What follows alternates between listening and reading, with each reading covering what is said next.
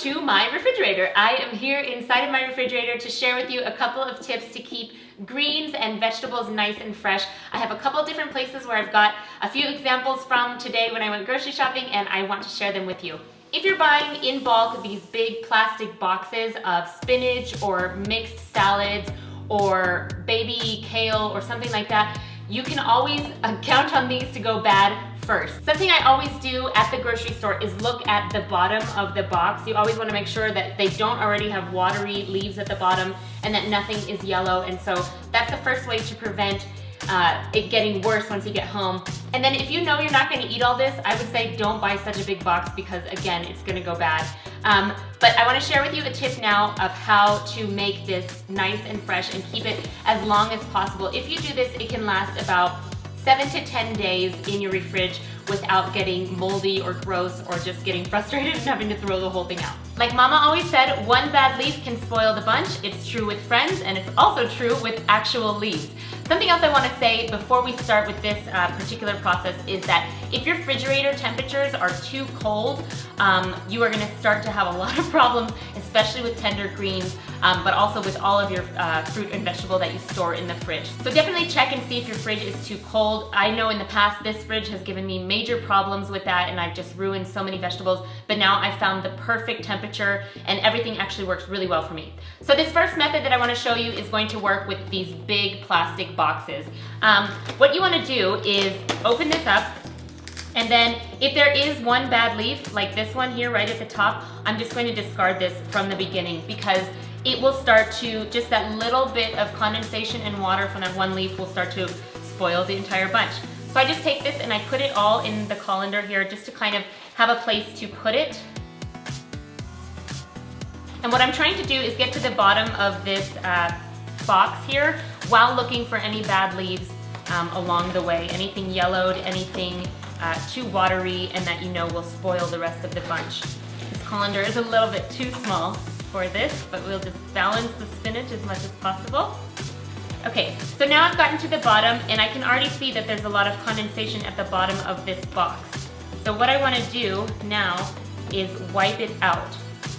I'm going to use paper towel. Of course, if you don't want to use paper towel, you can use a cloth. I just don't think a cloth is going to fit all the spinach in since this box is so full. A paper towel provides enough mopping up of the moisture to really help this out. So first I'm just wiping it clean. And now I'm taking the paper towel and I'm going to line the box with the paper towel. These have little sheets, which is kind of helpful in this case. I'm putting one on the bottom, and I'm going to put 2 on the sides as well. And then I'm just going to put the spinach right back in. The little sides are okay because this pretty much protects both sides. If you have somebody to help you hold the lid down, that's always helpful. It's a little hard to balance all of this together. And then I just put the spinach right back in.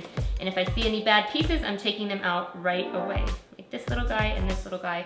I'd rather sacrifice, you know, like 10 bad leaves and have the entire thing of spinach do really well and last longer. Also, if you live in a hotter climate, I think that this kind of problem is more prevalent just because of the heat. But if you do this and you keep it in your fridge at the right temperature, it's really going to help out. I'm looking at this spinach thinking, how the heck did all of this fit in this box? There's a lot. I like to do this also because it can be a real waste of money to just buy produce and then throw it away. Nobody wants to do that. And this will save you a little bit of money and time as well, because you don't have to go back to the grocery store and buy more. So yeah, then I just fold over the little paper towels and I leave it like that. And this helps with spinach, kale, anything that comes in a box like this, salad mix, it helps a lot. So I definitely recommend doing this and then popping it back in the refrigerator just like that. The second thing that I want to show you is something that has come fresh from a garden. A friend of ours had a bunch of green onions in their garden that they were just had too many of, so they brought us some over. And these, I will show you the best way to keep these so that they don't go bad. Obviously these have a lot of dirt on them still, and I'm gonna keep it that way because maybe I can get a little B12 in my diet from that as well. But I'm gonna show you how to cover something like this For these, I'm going to use some cloths. These are just dish towels slash dish mats. I actually just got these at the thrift store. They're, you know, just standard. If you have anything like this in your kitchen, you can use it. I like to wrap these. These particular green onions will last in the fridge for quite some time. And all you gotta do is wrap them up like a little baby. Put them in there. Wrap the bottom. This lets them still get some moisture, but it keeps them from freezing if you have a weird refrigerator and the back of your drawer, say, wants to freeze. But that's all you do with that. Really simple, really easy, and then when you're ready to eat them, you just unfold them, get out what you want, and then put them back in their little swaddle. Ta-da! And then the last thing I want to show you is how to protect like a head of lettuce or kale or something that you've gotten fresh from the grocery store that's loose, and you either put in a plastic bag or you put in a reusable bag, and then you get home and you realize there's so much water because those little thunderstorms that go on in the grocery store, they really saturate these with water, which is great, but once you get them home, then you find that the water is just pooling here at the bottom of the bag. So I'm gonna show you how to deal with those as well. Okay, so now I'm moving on to lettuce, and all that I have is a glass Tupperware with a lid. And this works if you want to kind of wash the lettuce off already, chop it up and put it inside, or if you just want to keep it as a head and keep it there and wash it as you go. You can either line the glass with a paper towel or with a cloth, whatever works for you. I feel like this particular glass is going to be really tight with this cloth. So for example, I'll give you an example here. Say I am going to just use a salad a little bit later today. I will take off the leaves that I want, wash them of course, stick them here, wrap them in the cloth so that they have some protection, and I will leave them just like this in the box. And then when I'm ready to eat, all I have to do is take that out and put them onto my plate and eat them. So that's really great.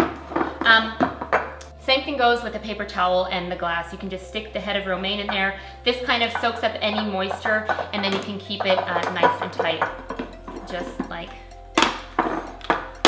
So whichever way you prefer, this is another way to maybe try with lettuce or kale or things that get really wet in the fridge.